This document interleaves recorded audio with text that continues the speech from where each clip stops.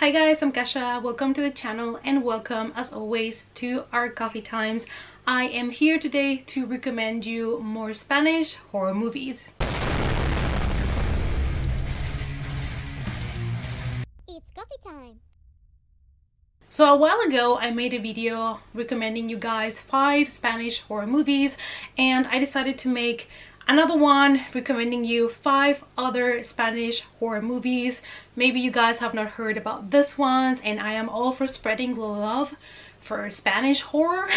I grew up on it. I do enjoy it. I know the type of style Spanish movies have might not be for everybody, but I'm here to recommend you 5 movies that I think you should definitely check out. So before we jump into them, if you love horror, if you love movies, collectibles, please consider subscribing to the channel before you leave, and also hit the notification bell. The first one, I think a lot of you guys are going to know because it is by a Spanish director and it is officially a Spanish movie, but it was completely done in English, and I'm pretty sure a lot of people already know about it, but I had to mention it because I loved it so much and I have never talked about it on my channel before, so I thought, you know, it deserves a spot here, and that is Marrowbone.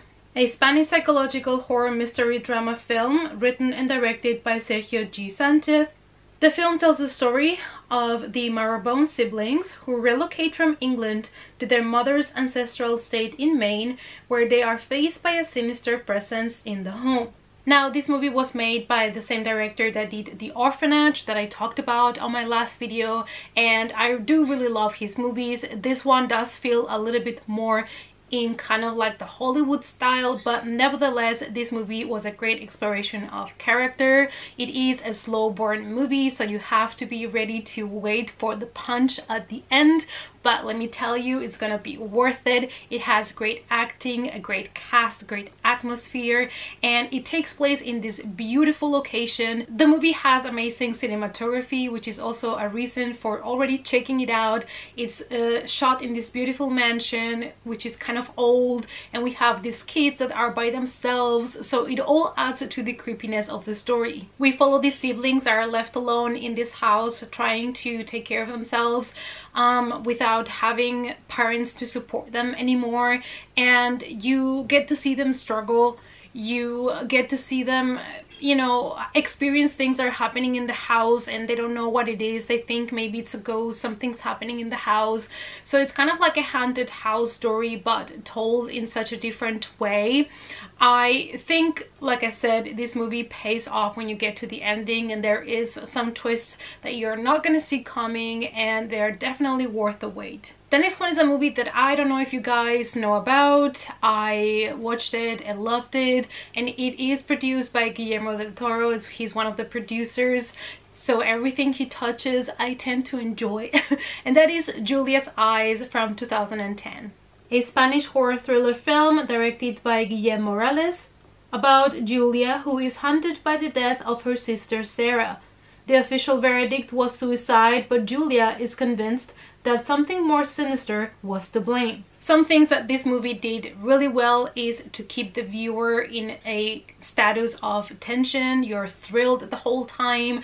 There are some nice aspects about the supernatural, but it's gonna keep you also all the time, not only in tension, but also guessing what's happening. It's gonna make you question things, and it is also one of these horror movies that has one of the best satisfying endings, which is something that I really appreciate in horror movies, when the ending lands so beautifully and it is so rewarding. Next is a movie that actually even got a South Korean remake, and that is Sleep Tight, a Spanish psychological thriller film directed by Jaume Balagueró. In 2018, a South Korean remake of the film titled Door Lock was released. So we follow this concierge that it is just unable to be happy, and he decides that inflicting pain on others is what he wants to do, and everything, you know, is working well for him until there is a tenant in 5B, this woman that, you know, he's not getting the reaction that he expects.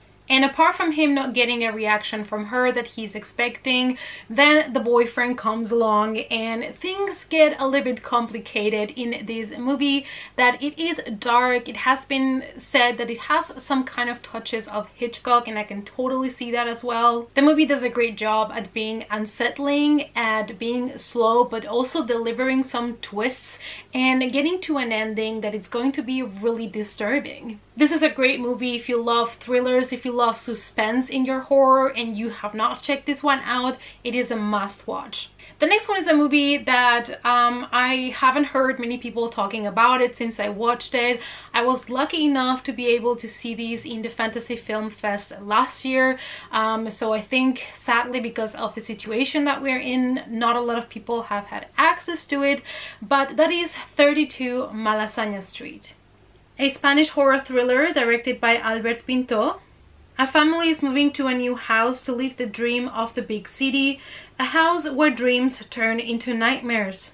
We follow the Olmedo family as they are trying to have this better life in the city. They move from the countryside to the city in this nice apartment, but when they move in there, shortly weird things start to happen that it's going to start affecting the younger members of the family. One of the best things about this movie, it is the cinematography. I love how this movie was shot, how it was edited. It is a movie that is not going to offer you a lot of, you know, innovative things. To be fair, it does feed from other movies. It has been compared as well to The Conjuring, but this was just so entertaining and I absolutely love the atmosphere and the vibe. I was talking not long ago about, I think it was Darkness by Jaume Balagueró, and I said, you know, some people don't really love that movie, but I really like how this director approaches his characters and the atmosphere and the darkness that his movies always have. And this is also another one of them that I just really love how the movie comes together. This movie feels at times like your, you know, typical classical supernatural haunting story, but it has a lot of undertones to it. It has a lot of layers, also some social commentary from the Spanish times, and I really enjoyed it. You know, I think it is a lot of fun and entertaining if you want to give it a try. The next one is a thriller horror film that I also think deserves a lot more praise and love, and that is Shrews Nest. A Spanish thriller horror film directed by Juan Fernando Andres and Esteban Roel, produced by Alex de la Iglesia. The film is set in the 1950s and it follows Montse and her sister Nia. So Montse is the older sister and Nia is the younger sister. At Nia's birth, their mother died and the father ran away, so both sisters are left alone in an apartment and they basically never leave the place since Montse has agoraphobia. So the sisters have this very weird relationship, being, you know, left by themselves for so many years, and that is until a neighbor has an accident in the stairs and knocks on their door asking for help.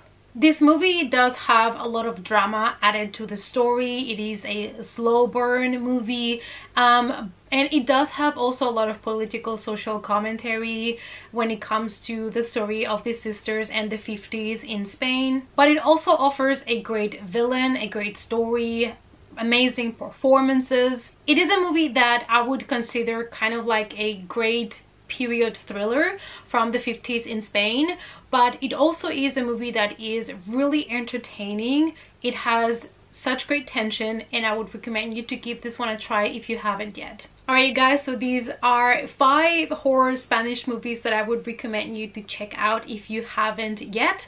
Let me know down below if you love Spanish horror, if you were familiar with it, if you have recently discovered it. I don't know, just let me know down below. I'm really curious because of course I was born in Spain and raised in Spain and I grew up with this kind of cinema, but I don't know about other countries, so let me know down below. And also if you do love Spanish cinema, just let me know which are your favorite directors or your favorite movies. Let's talk about Spanish horror movies in the comments down below. Thanks so much for watching you guys. Please give the video a big thumbs up for support and also feel free to share. Sharing is caring, and I hope to see you all guys in the next coffee time. Bye!